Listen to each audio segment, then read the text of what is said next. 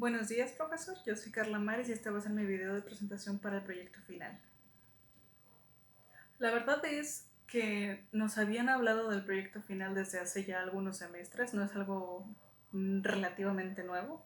Sin embargo, no había podido pensar en ninguna idea específica ni clara para lo que quería hacer. Y no me había puesto a pensar en ello seriamente, sino hasta el semestre pasado, cuando nos invitaron a ver los proyectos finales de los que entonces eran nuestros compañeros de noveno. Y fue cuando vi todos sus proyectos, todo lo que habían hecho para estos, que dije, wow, en verdad ya el siguiente semestre nos toca y hay que pensar en algo ya. Pero aún así no se me ocurría nada. Quedaba pensando en cosas como minigolf, una zona de boliche, un arcade, cosas de entretenimiento, cosas que a mí me gustaran, porque ese fue el consejo que me dieron. Haz algo que te guste, haz algo que quieras hacer. Entonces intenté pensar en cosas que a mí me gustaría que hubiera aquí en Matamoros y que no hay. Pero a pesar de que sí me gustaría que estas ideas estuvieran, no me gustaba, no me sentía cómoda pensando en hacer una de estas como mi proyecto. Ninguna me llamaba tanto la atención como para poder hacerla por mi cuenta. Hasta que pensé en una repostería.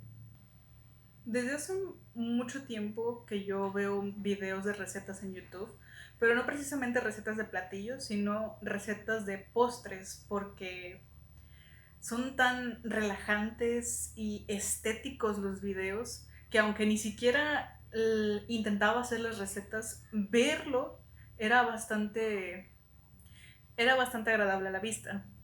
Y es también debido al internet a que podemos ver culturas de otras partes del mundo. Y aunado a esto de los postres, es como literalmente puedes ver recetas, postres, comida del otro lado del mundo estando aquí. Y puedes intentar hacerlo. Y eso es algo que siempre quise probar. El que tengo en mente siempre es el tiramisú, un postre italiano. Entonces tenía ya repostería, postres internacionales. Pero aún así, yo estaba pensando qué más podía hacer para personalizarlo, para que estuviera a mi gusto. Entonces pensé y recordé la influencia japonesa por el lado de los animes, los mangas también, en donde las pastelerías, reposterías, panaderías, como se le quiera decir, son venden postres de tamaño individual.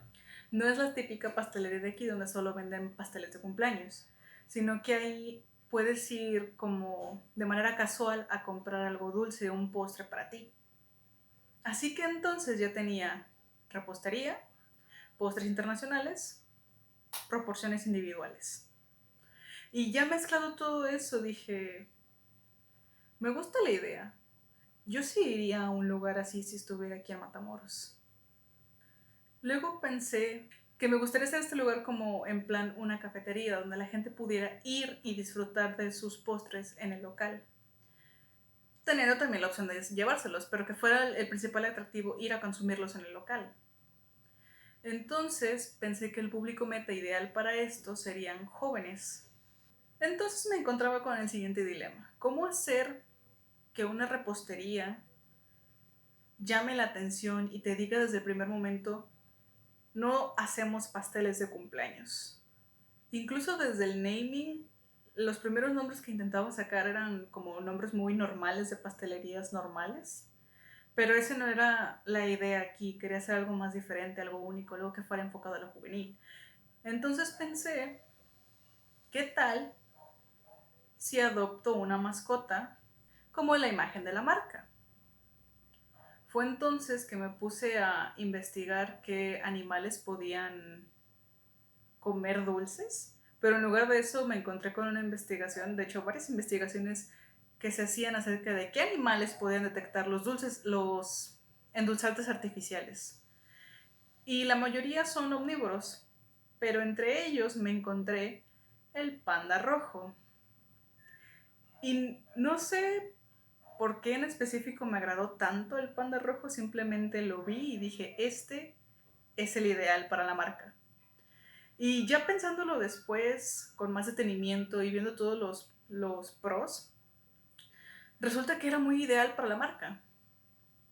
Desde un principio pensaba hacer sí, para un público juvenil, pero no apuntando a ninguno de los géneros, sino para que fuera abierto.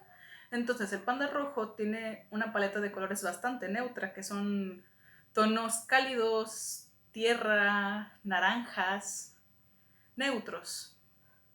Además, se trata de un animal que es bastante adorable. Habiendo decidido la imagen de la marca, lo siguiente más difícil fue el logotipo, hacer la imagen, el logo.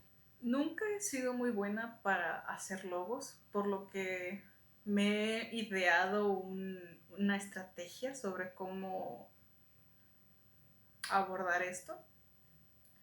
Básicamente necesito sacar todas las ideas que tenga y ponerlas sobre el papel para no seguir pensando en ellas y moverme a la siguiente idea. De hecho, así fue como hice algunos de los logos que al final me terminaron gustando un poco.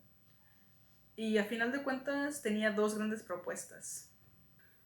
Y después de haber elegido una de las dos, la verdad es que lo demás fue bastante sencillo.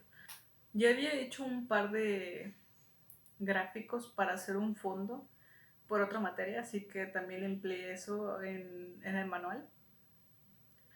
Y a pesar de que todo lo demás fue bastante más sencillo que el inicio, sí me dio mucho miedo y ansiedad a empezar porque sentía que lo iba a arruinar antes de siquiera hacer nada y que eso se iba a convertir en una bola de nieve y me iba a arruinar todo. Así que sí, me disculpo mucho por haber entregado todo bastante tarde. De todas formas, este fue un poco de mi proceso creativo, de cómo fui de cero a hacer el manual de identidad. Le agradezco por su atención y hasta luego, profesor.